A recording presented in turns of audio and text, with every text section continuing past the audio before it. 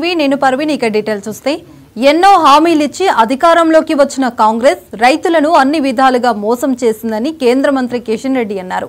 కష్టపడి పండించిన పంటను కొన్నే దిక్కు లేదన్నారు. ఇక రాష్ట్రంలో ఏ ఒక్క గ్యారెంటీ అమలు కాలేదని ఆరోపించారు. రాహుల్ కు దమ్ముంటే కలాలకు రావాలని కిషన్ రెడ్డి సవాల్ చేశారు. కష్టపడి పంట పండించి కళ్యాణకు తెస్తే 2 నెలల నుంచి దిక్కు లేదు ఈ ప్రభుత్వానికి బాధ్యత లేదు. బాధ్యత రహితంగా వ్యవహరిస్తుంది.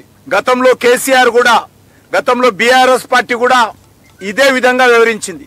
సన్న బియ్యం వద్దు, దొడ్డు బియ్యం కావాలా, దొడ్డు బియ్యం వద్దు, సన్న బియ్యం కావాలా, అనేక రకాలుగా మభ్యపెట్టి ఢిల్లీలో ధర్నా చేసిండు. ఆయన ఎందుకు ధర్నా చేసిండో ఇంతవరకు ఆయన కూడా అర్థం కాలే. ప్రజలకు ఎట్లా అర్థం కాలేదు కానీ ఆయన కూడా అర్థం కాలే. కేసీఆర్ గారు ఒక ముఖ్యమంత్రిగా పోయి ఢిల్లీలో ధాన్యం విషయంలో, బియ్యం విషయంలో ధర్నా చేశాడు. కానీ ఆయన ఎందుకు ధర్నా చేసిండో ప్రజలకైతే ఎవరికి అర్థం కాలే, కేసీఆర్ కూడా అర్థం కాలే. ఈరోజు ముఖ్యమంత్రి గారు ఈ ప్రాంతంలో పర్యటించాడు.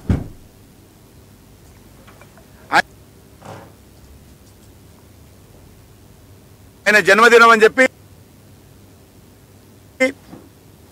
లక్ష్మీనరసింహస్వామి ఆశీస్సులు తీసుకున్నాడు. సంతోషం. కానీ ఈరోజు ఈ ప్రాంతంలో ప్రజలు, ముఖ్యంగా రైతులు ఏమి ఇబ్బంది పడతా ఉన్నారు? నోరు లేనటువంటి రైతు పండించి తీసుకొచ్చినటువంటి ధాన్యాన్ని 2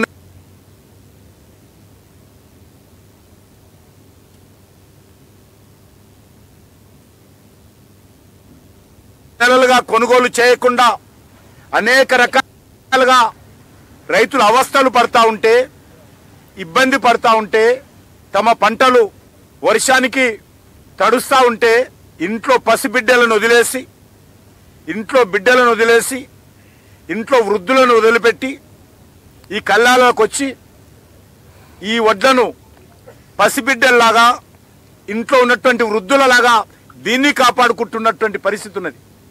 ఇంట్లో పిల్లలను వదిలిపెట్టారు. ఒక పూట తింటూ ఒక పూట తినకుండా మా వడ్లు ఏమైపోతాయో, ఎవరు కొంటారో, ఎంతకు కొంటారో, ఎంత తరుగు ఇస్తారో, ఎంత ధర ఇస్తారో, పైసలు ఎప్పుడు వస్తాయో తెలియనటువంటి ఒక గందరగోళమైనటువంటి పరిస్థితుల్లో, అయోమయమైనటువంటి పరిస్థితుల్లో రైతులు ఇబ్బంది పడుతున్నటువంటి పరిస్థితి ఈరోజు తెలంగాణ యావత్తు కనిపిస్తూ ఉంది.